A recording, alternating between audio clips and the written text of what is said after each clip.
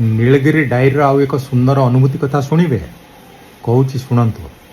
ଅନେକ ସମୟରେ ଗାଁରେ ଲୋକମାନେ କହିଥାନ୍ତି ଯେ କେଉଁ ଡାହାଣୀ କାହା ପୁଅକୁ ଖାଇଦେଲା। ଏ ଡାହାଣୀ କିଏ? ଗୋଟେ ସ୍ତ୍ରୀ ଲୋକ, ଗୋଟେ ବିଧବା, ଗୋଟେ ବୁଢ଼ୀ। ଆହୁରି ମଧ୍ୟ ଗାଁରେ କହିଥାନ୍ତି କେଉଁ ଗୁଣିଆ କାହାକୁ ଗୁଣି କରିକି ମାରିଦେଲା। ଶୁଣିଛନ୍ତି ନା ନାହିଁ? ଶୁଣିଥିବେ। ନୀଳଗିରିରେ ଗୋଟିଏ ଆଦିବାସୀ ବହୁଳ ଗାଁ।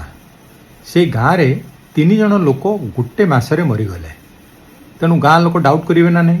ଡାଉଟ୍ କଲେ ଯେ କେଉଁ ଗୁଣିଆ ଗୁଣି କରିକି ମାରିଦେଇଛି। ତେଣୁ ସେମାନେ କ'ଣ କଲେ? ଟଙ୍କା କଲେକ୍ସନ୍ କଲେ, ଗୋଟେ ବଡ଼ ଗୁଣିଆକୁ ଡାକିଲେ ଏବଂ କହିଲେ ସେ ଗୁଣିଆକୁ ଧରିବାକୁ ପଡ଼ିବ।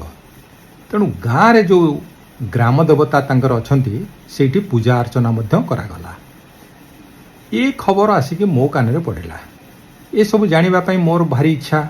ତେଣୁ ମୁଁ କହିଲି ମୁଁ ସେ ଗାଁକୁ ଯିବି। ଭୁବନେଶ୍ୱରରେ ଜଣେ ରେସନାଲିଷ୍ଟ ବନ୍ଧୁ ଥିଲେ ସୁଧାଂଶୁ ଦଳା, ତାଙ୍କୁ ବି ଡକାଇଲେ। ପୁଲିସ, ଆଇଆଇସି, ଏସ୍ଡିପିଓ, ଆମର ରେଭିନ୍ୟୁ ଅଫିସର, ତହସିଲଦାର, ବିଡ଼ିଓ, ସିଡିପିଓ ସମସ୍ତଙ୍କୁ କହିଲି ଚାଲ ଯିବା ସେ ଗାଁରେ କ'ଣ ହେଉଛି ଦେଖିବା।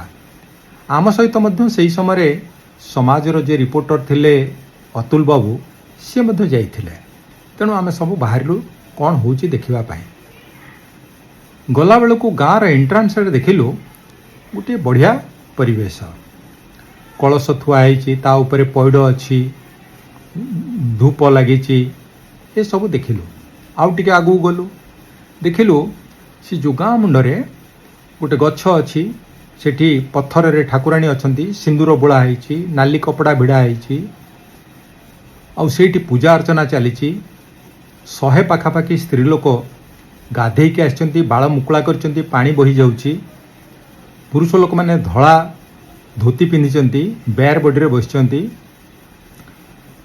ଧୂପ ଲାଗିଛି, ଝୁଣାର ବାସ୍ନାରେ ସେ ଏରିଆ ପୁରା ମହକୁଛି। ସବୁଠୁ ବଡ଼ ଜିନିଷ ଦେଖିଲି, ଜଣେ ଗଜା ଟୋକା ଯୁବକ, ସେ ପୁରା ଅଧିଆ ପଡ଼ିଛି ସେ ଠାକୁରାଣୀଙ୍କ ଆଗରେ। କାହିଁକି? ତା ଦେହରେ ଠାକୁରାଣୀ ବିଜେ କରିବେ, କାଳିସୀ ସିଏ। ଆଉ କିଛି 2-4 ଜଣ ଢୋଲକ ଧରିକି ଛିଡ଼ା ହେଇଛନ୍ତି।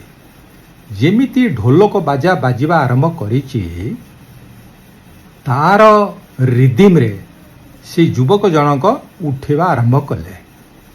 ଆଉ ଢୋଲକର ତାଳେ ତାଳେ ସେ ଯୁବକ ନାଚିବା ଆରମ୍ଭ କଲେ। ବଡ଼ ବିଚିତ୍ର ପରିବେଶ, ଥ୍ରିଲିଂ ଆମ୍ବିଏନ୍ସ।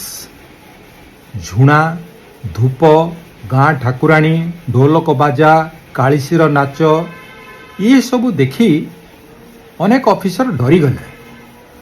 କହିଲେ ସାର୍, ଜାଗା ଛାଡ଼ି ପଳେଇବା। ପ୍ରତ୍ୟକ୍ଷ ଗାଁ ଠାକୁରାଣୀ କ'ଣ ନା କ'ଣ କରିଦେବେ, କାହାକୁ ମାରିଦେବେ, କାହାର ବାନ୍ତି ହେବ। ଏ ଘଟଣା ଅଘଟଣାରୁ ଆମେ ଦୂରେଇକି ରହିବା ଉଚିତ। ମୁଁ କହିଲି ଯାହାକୁ ଡର ଲାଗୁଛି ତମେ ଘରକୁ ପଳା, କିନ୍ତୁ ଆମେ ତ ଆସିଛୁ ଏସବୁ ଦେଖିବା ପାଇଁ ନା, ତେଣୁ ଆମେ ରହିବୁ।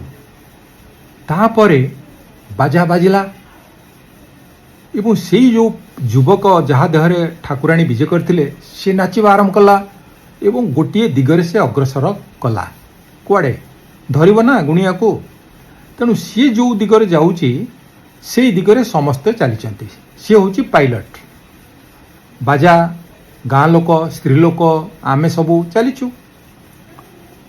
ଗାଁର ଆରମୁଣ୍ଡରେ ସେ ଅଟକିଗଲା ଏବଂ ଚିତ୍କାର କରି କହିଲା, ଏଇଠି ଏଇଠି ସେ ଗୁଣିଆ ଅଛି।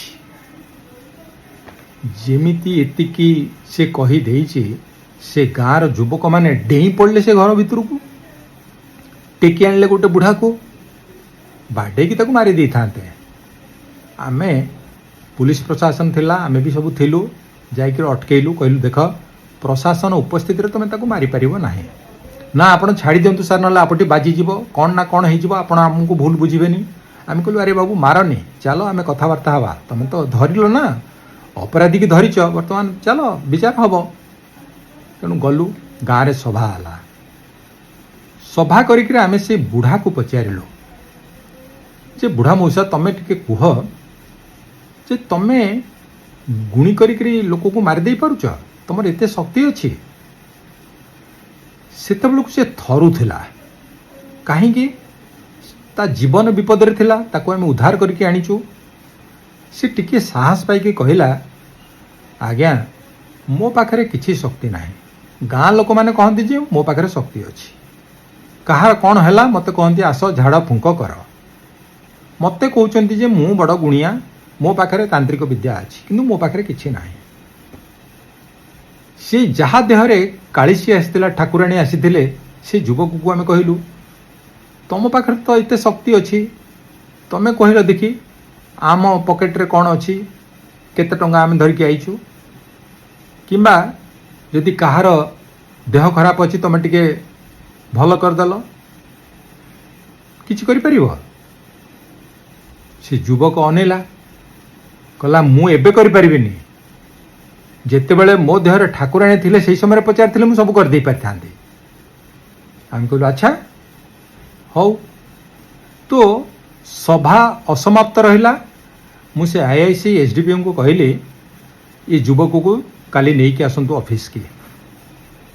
ଅଫିସ୍କି ସେ ନେଇକି ଆସିଲେ, ତାକୁ ଗ୍ରିଲିଂ କଲୁ, କହିଲୁ ସତ କଥା ମାନିଯିବୁ, ନହେଲେ ତୁ ଯଦି ମିଛ କହୁ ତାହେଲେ ତୋତେ ମାମୁଁ ଘରକୁ ଯିବାକୁ ପଡ଼ିବ। ସତ କହିଲେ ତୋତେ ଆମେ ଛାଡ଼ିଦେବୁ। ଆଉ ତମ ଗାଁରେ ଯଦି ନଳକୂପ ଦରକାର କି କାହାର ଭତ୍ତା ଦରକାର, ଇନ୍ଦିରା ଆବାସ ଦରକାର, ଯଦି ସେମାନେ ଯୋଗ୍ୟ ଥିବେ ଆମେ କହିକିରି କରାଇବା। ସିଏ କହିଲା ସାର୍ ଏସବୁ ମୋର ଦରକାର ନାହିଁ। ସତ କଥା ହେଉଛି ଏ ବୁଢ଼ାର ଜମି ହେଉଛି ମୋ ଜମିକି ଲାଗିଛି, କିନ୍ତୁ ମୋତେ ନ ବିକିକିରି ମୋର ଯିଏ ଶତ୍ରୁ ସେ ତାକୁ ବିକି ଦେଇଛି।